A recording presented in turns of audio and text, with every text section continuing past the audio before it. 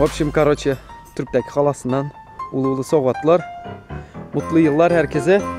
Hadi gittik. Bizi çocuklar bekliyor.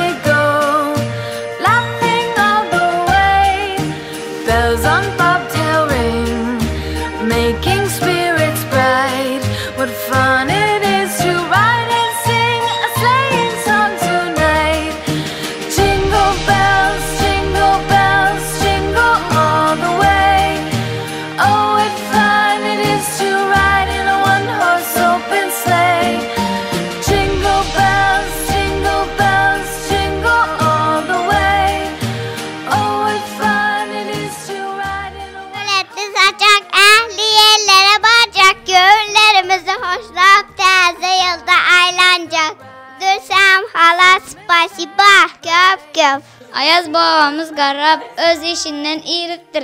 Taze yılı gelecek deyip Türk'te işe giriptir.